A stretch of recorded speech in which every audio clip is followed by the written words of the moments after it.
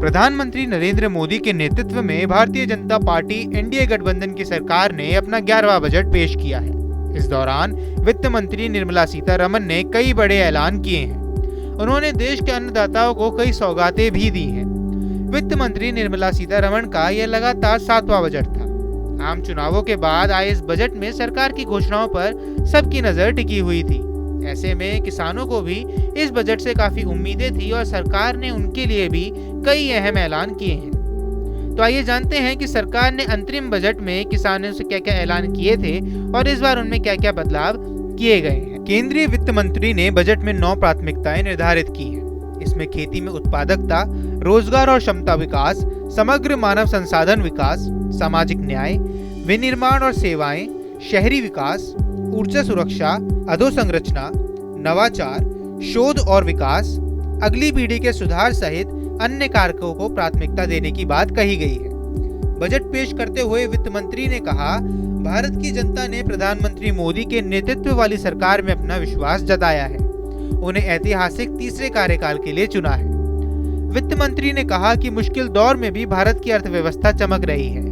इसके अलावा वित्त मंत्री ने पीएम गरीब कल्याण योजना को 5 साल तक बढ़ाए जाने का ऐलान किया है।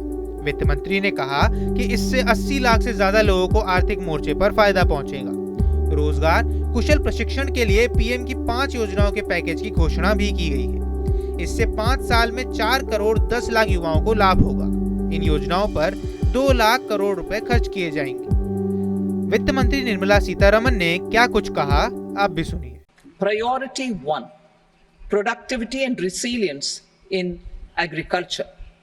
Transforming agricultural research. Our government will undertake a comprehensive review of the agricultural research setup to bring the focus on raising productivity and developing climate resilient varieties. Funding will be provided in challenge mode, including to the private sector. Domain experts, both from the government and outside, will oversee the conduct of such research. Release of new varieties.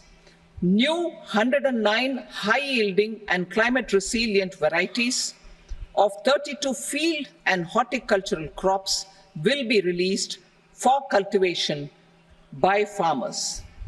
Natural farming. In the next 2 years, 1 crore farmers across the country will be initiated into natural farming, supported by certification and branding. Implementation will be through scientific institutions and willing gram panchayats. 10,000 need-based bio-input resource centers will be established. Missions for pulses and oil seeds. For achieving self-sufficiency in pulses and oil seeds, we will strengthen their production, storage, and marketing. As announced in the interim budget, a strategy is being put in place to achieve Atmanirbharta for oil seeds such as mustard, groundnut, sesame, soybean, and sunflower. Vegetable production and supply chains. Large-scale clusters for vegetable production will be developed closer to major consumption centers. We will promote farmer-producer organizations, cooperatives, and startups for vegetable supply chains, including for collection and storage and marketing. Digital public infrastructure for agriculture.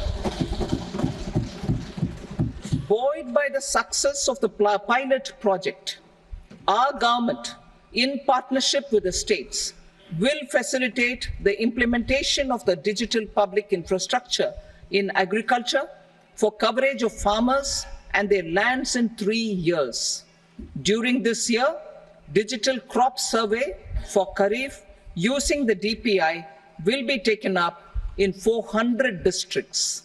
The details of 6 crore farmers and their lands will be brought into the farmer and land registries.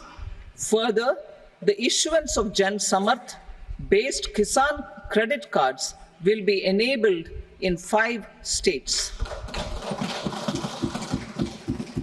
Shrimp production and export. Financial support for setting up a network of nucleus breeding centers for shrimp brood stocks will be provided. Financing for shrimp farming, processing, and export will be facilitated through NABARD.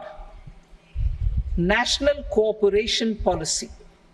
Our government will bring out a national cooperation policy for systematic, orderly, and all-round development of the cooperative sector, fast-tracking growth of rural economy and generation of employment opportunities on a large scale will be the policy goal. This year, I have made a provision of 1.52 lakh crore rupees for agriculture and allied sectors. देश की वित्त मंत्री निर्मला सीतारमण ने मंगलवार को संसद में केंद्रीय बजट 2024 पेश करते हुए बजट में किसानों का खास ध्यान रखा है और किसानों की कमाई में इजाफा करने के लिए कई कदम उठाए जा रहे हैं। बजट में किसानों और कृषि क्षेत्र के 1.5 लाख करोड़ रुपए का प्रावधान किया गया है। इस फंड से कृषि और इससे जुड़े क्षेत्रों के लिए योजनाएं बनाई जाएंगी। इस दौरान निर्मला सीतारमण के पिटारे से किसानों के लिए कई योजनाएं निकली हैं। बजट 2024 में केंद्र सरकार का फोकस कृषि के बुनियादी ढांचे को मजबूत करने, कृषि की तकनीक को बढ़ावा देने और प्राकृतिक खेती की ओर किसानों का रुझान बढ़ाने पर रहा है। हालांकि बजट में प्रधानमंत्री किसान सम्मान निधि की राशि में बढ़ोतरी और एमएसपी को लेकर कोई भी घोषणा नहीं की गई है। तो चलिए जानते हैं कि किसानों के लिए वित्त मंत्री ने कौन कौन सी योजनाएं पेश की हैं। देश के 400 जिलों में डीपीआईओ का उपयोग करते हुए खरीफ फसलों की डिजिटल सर्वेक्षण किया जाएगा। 5 राज्यों में जन समर्थ आधारित किसान क्रेडिट कार्ड जारी किए जाएंगे। झींगा मछली ब्रूड स्टॉक के लिए केंद्रीकृत प्रजनन केंद्रों का नेटवर्क स्थापित करने हेतु वित्तीय सहयोग उपलब्ध कराया जाएगा। ग्रामीण अर्थव्यवस्था की वृद्धि और रोजगार सृजन में तेजी लाने के उद्देश्य से राष्ट्रीय सहयोग नीति तैयार की जाएगी। किसानों के लिए 22 कृषि और बागवानी में फसलों की 109 उच्च पैदावार और जलवायु अनुकूल किस्में जारी किए जाएंगे। क्रियान्वयन में सहायता के लिए 10,000 आवश्यकता आधारित जैव इनपुट संसाधन केंद्र स्थापित किए जाएंगे। देश भर में 1 करोड़ किसानों को प्रमाणीकरण और ब्रांडिंग के माध्यम से प्राकृतिक खेती की शुरुआत की जाएगी। तो आइए जानते हैं कि अंतरिम बजट में क्या क्या ऐलान किए गए थे। अंतरिम बजट में वित्त मंत्री ने फसल कटाई के बाद की गतिविधियों में निजी और सार्वजनिक निवेश को बढ़ावा देने का ऐलान किया था। इसके साथ ही सभी कृषि जलवायु क्षेत्रों में नैनो डीएपी का इस्तेमाल से विस्तार की बात की गई थी। तिलहनों के लिए आत्मनिर्भरता हासिल करने के लिए आत्मनिर्भर तिलहन अभियान शुरू करने का ऐलान किया गया था। डेयरी विकास के लिए व्यापक कार्यक्रम बनाने की बात भी वित्त मंत्री ने की थी। जलीय कृषि उत्पादकता बढ़ाने, निर्यात दुगना करने और अधिक रोजगार के अवसर पैदा करने के लिए प्रधानमंत्री मत्स्य संपदा योजना के कार्यान्वयन को आगे बढ़ाने की चर्चा की गई। मत्स्य पालन के क्षेत्र के लिए 5 एकीकृत एक्वा पार्क स्थापित करने का भी ऐलान वित्त मंत्री ने किया था। देखा आपने, जाना अभी क्या क्या लाभ मिल रहे हैं किसान को, कैसे देख रहे हैं इस बजट को? बढ़िया रूप में दलहन तिलहन का भंडारण बढ़ाया जाएगा। क्या लाभ रहेगा? किसान को लाभ रहेगा इसमें। क्या लाभ होगा? कीमत मिलेगी इसको, बढ़ती कीमत मिलेगी। किसान जब चाहेगा तो अपने मन चाहे मतलब कीमत रेट हम बेचेगा और मने तो समय बेचेगा। वो किसान सम्मान निधि 6,000 से 12,000 की जा रही है, उससे कैसे देख रहे हैं? वो तो बहुत दूनी हो गई और अच्छी बात है। और अच्छी बात है। 30 फसलों की 109 नई किस्में आएंगी, उससे क्या लाभ होगा किसानों को? उसमें भी लाभ है भाई। किस्में बढ़ेंगी, किस्में फसल की बढ़ेंगी तो उसमें नई नई मतलब जातियां बढ़ेंगी, उसमें नई नई उसकी जानकारी मिलेगी, नई नई तरीके से उसकी कीमत मिलेगी। बजट आया केंद्र सरकार का, बहुत बढ़िया है। कैसे देख रहे हैं आप इसको? बहुत अच्छी तरह देख रहे हैं। अच्छा बजट। अब दलहन तिलहन का भंडारण बढ़ाया जाएगा, क्या लाभ होगा इससे? इससे बहुत हमारे तेल में बहुत वृद्धि होगी।